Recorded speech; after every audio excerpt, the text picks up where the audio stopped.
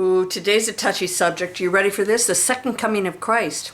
I'm going to give you a couple of ideas of what's out there, who's saying what, and you get to decide what you think, because it's all about free will, and what you think will be. There is no one way, but I'm going to present some things to you for some thought, because the second coming of Christ, yes, is coming. Let's talk about it right now.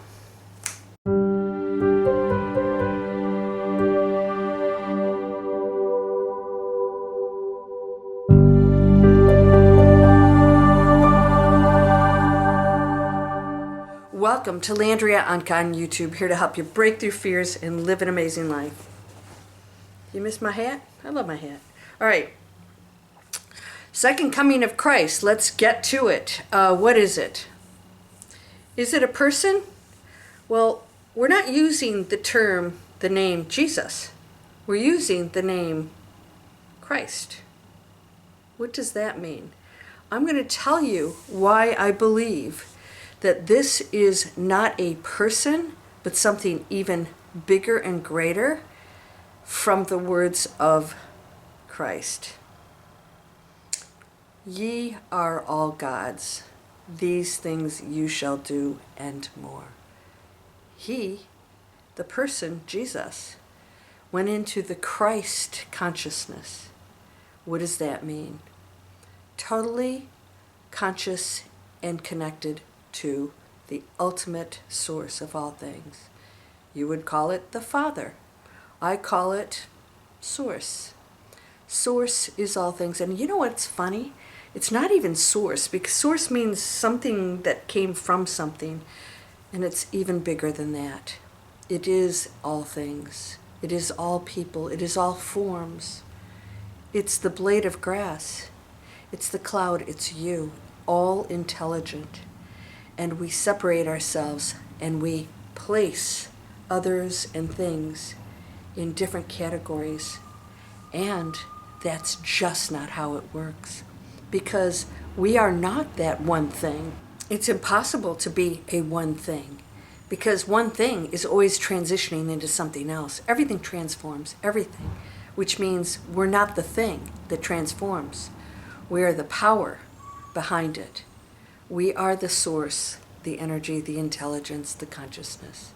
And so by coming here, we all decided to take the most, let's just say, challenging test to know what it's like to go into darkness and to reconnect to consciousness. Christ, Jesus, demonstrated that it can be done. So decided to take on a pretty big task, and took on a role here, just like you have, to become that which is elevating others to make their own choices. He never came in and said, you need to do this, you should do this. He said, here's what can be done. And here's what you must do in order to achieve that. In other words, you can't be in the penthouse unless you go up the stairs. You go to the next level. You go on the journey, and then you make your way up to that high frequency. No one can do that for you. And so even when Christ healed people, he would not allow non-believers in the room. Why? We are energy. And so that energy of negativity actually manifests. So those who say this can't be done affected the results of those who said it can be done. And that's what goes on out there. This is much, much bigger than you can possibly imagine as a human, including myself. I hope that you'll subscribe. And I want you to know that I have free stuff down in the description to help you to connect to that massively intelligent, conscious space that is here and is you. The only thing between you and that is the story that you tell yourself that manifests a limitation. That's it. You are all powerful. The second coming of Christ, I went in and looked up all the different variations of what it is, and there were dozens and dozens of descriptions of what the second coming of Christ is. And Edgar Cayce, and also, if you know who Swedenborg is, he's an 18th century, was a scientist, turned into theologian, and a lot of people studied Swedenborg. It comes down to one thing, that Swedenborg believed that the second coming of Christ was a movement. It's an energy field. It's the power that Christ demonstrated. A power in a man. It is not a man. Christ's words, heaven and earth will pass away, but my word will never pass away.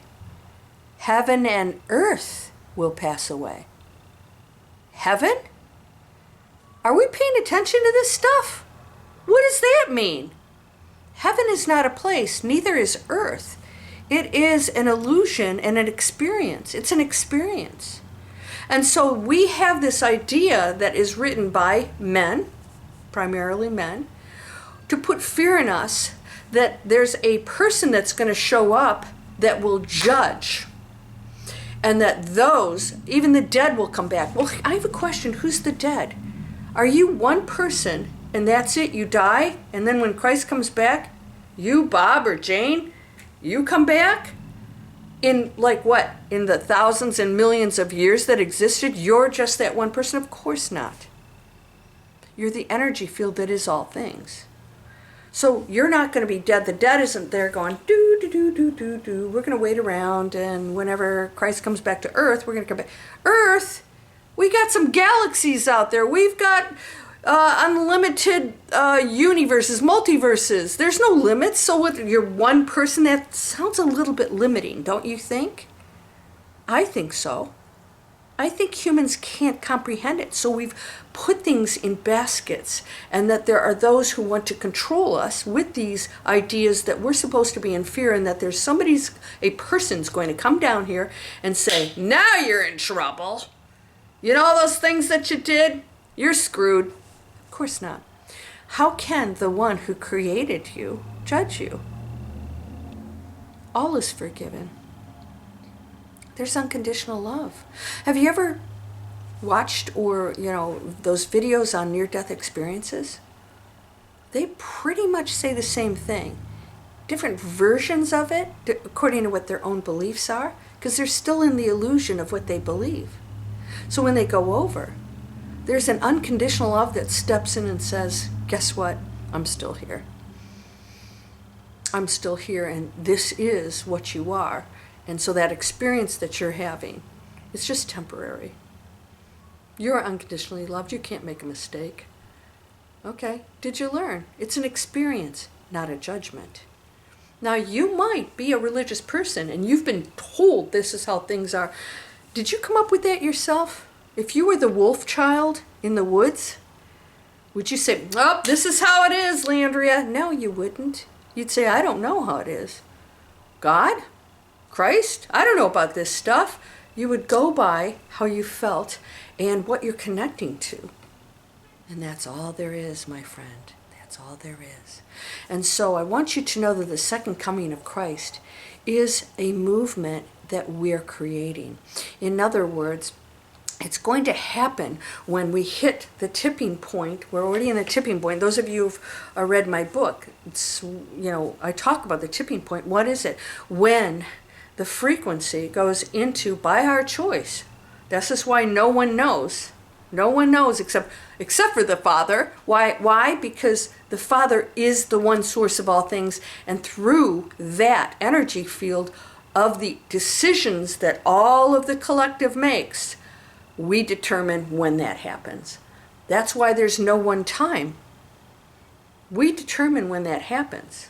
Okay? So that means your actions right now are changing. It's constantly changing. That's why we can't know it. I believe it's a movement. Edgar Cayce, a very religious person who didn't even believe in reincarnation, went into his state of trance and said that it is a spiritual movement and that it is an individual choice and that we are creating it. That's a pretty bold statement, don't you think? When is it going to happen?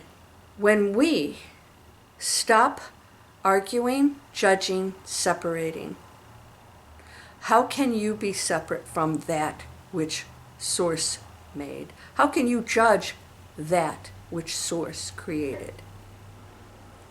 That's not sounding real good to me. He without sin cast the first stone. Ye are all gods.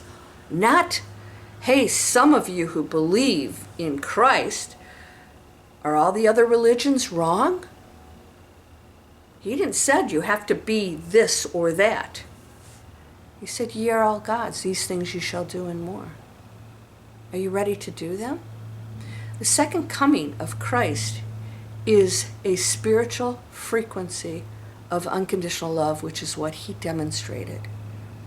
But we, because we are in ego and separation and low frequency here, density, we can't imagine that what we are is a energy field, a creative field of all things. We think it has to be a person or something that comes down that individually affects other people and that they get saved and that they don't. But that's impossible. This is just a blip on the radar screen. We're a little piece of sand that counts, because that sand, that beach, is made up of little sand granules, and every time one moves, they all move. Everything's connected. So when we talk about the second coming, we are the ones doing it. What does that mean? There will be a glorious day that people will step into, and not everyone will. People will step into who realize how beautiful you are, how perfect that person on the street is, how judging somebody and not knowing what they've come from. People just don't go out and do rotten things. They're coming from something else. And that story they tell themselves, if it's on a low frequency, will come out to the world on a low frequency. And when they break through to the higher frequency, they can recognize what they've been doing and make the changes. How do they get out of that? Through others who shine the light, not judge. Your separation keeps you in the basement with other people. You judging other people. We are not in a position to do that. I, the person, who am I to judge another? You can have an opinion, and you don't have to approve of the jackass who's doing really bad stuff. But if you don't shine your light, then you will compound everything that's going on this planet that is of a negative nature, and it's all choice. Why are we doing this? Do you ever sit and think, why are we destroying one another? Why are we destroying this beautiful planet and animals? Why do we treat animals a certain way? And because you sit in your living room and you don't see it, doesn't mean it's okay. We cannot live in ignorance anymore. And that's the Christ consciousness says. You can't sit and say, well, I didn't know. You do know. You know what's right and what's wrong. In the physical world, we judge that.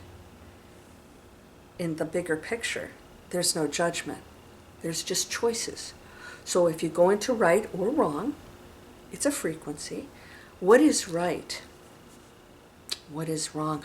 Wrong is just an experience, and right is service to others. So you can put those labels on there, but service to others is just a high frequency. It is that which places you first, because I am indestructible. So if I were to, you've heard of stories where people put their lives on the line to save somebody else, and sometimes they both go down. The ultimate sacrifice is that unconditional love for you. Because I know that I cannot be destroyed. And to go to this next space of creation, because you go into something else, you are not sitting there as Bob or Jane or Sally. When Christ comes back, then I come back, because that is the human thinking that you are a person and you're not. It's coming. Of course it is. And the second coming will come only if we go into that space, not to save the world. We're the ones doing that. It is possible that this planet will be completely destroyed by humans and we will destroy each other. That is one scenario.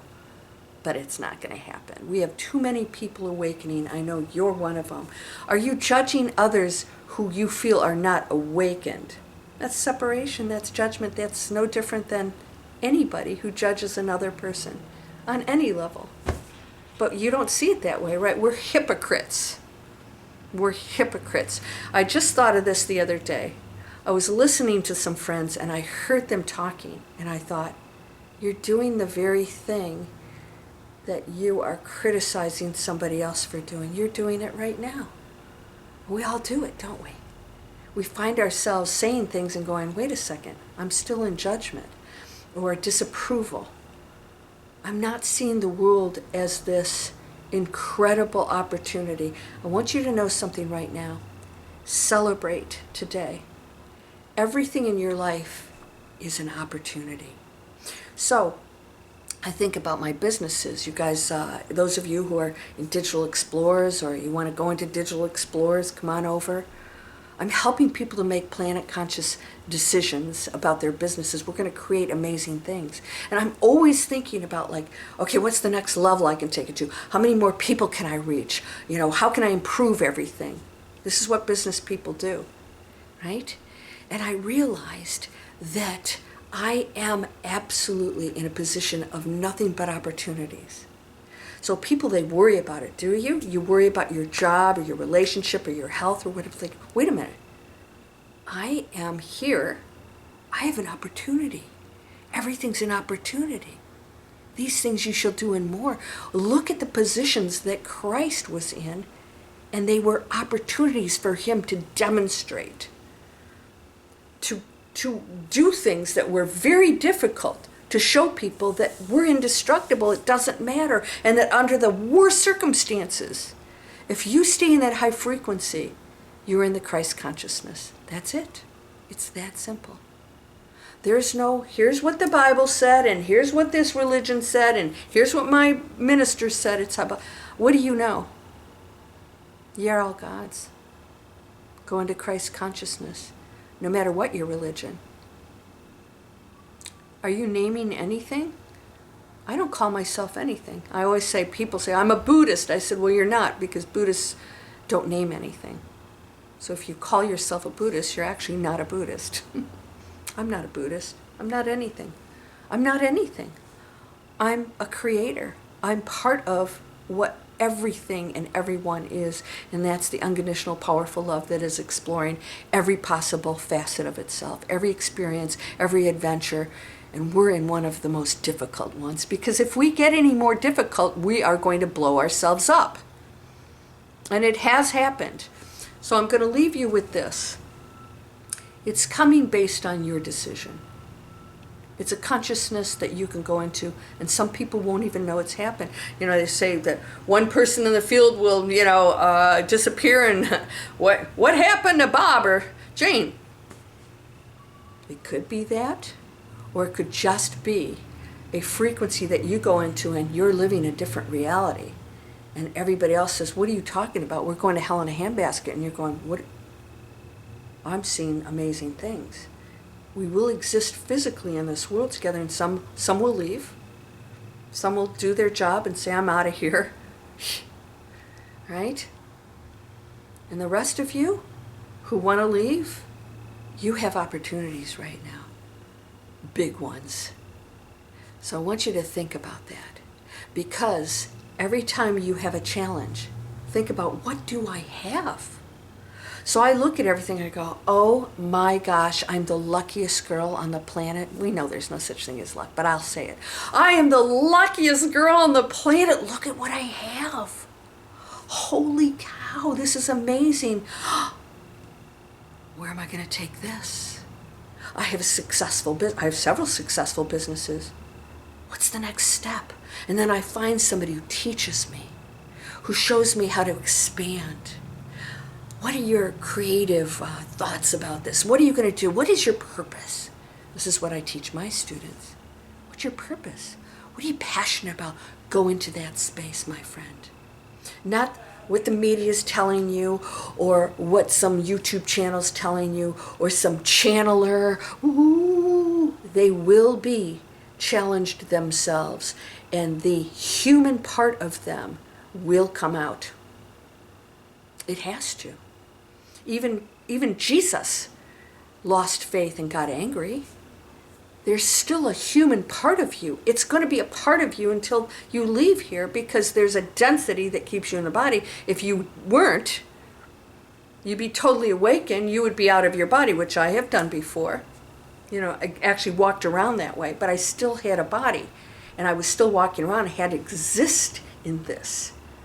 Don't miss out on that opportunity to experience that and to affect it.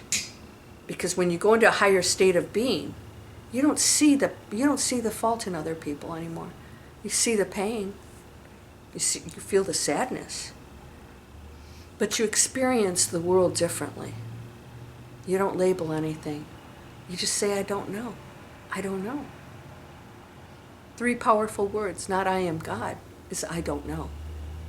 But ye are all gods. What are you going to do? Drop it all. Drop it all. So those of you who would like to go through my free training, every few days you get a lesson and a meditation. That's called Landria Onkka Free Inspiration. If you go down in there, you'll see that. If you're an entrepreneur and you say, I don't want to destroy the planet anymore.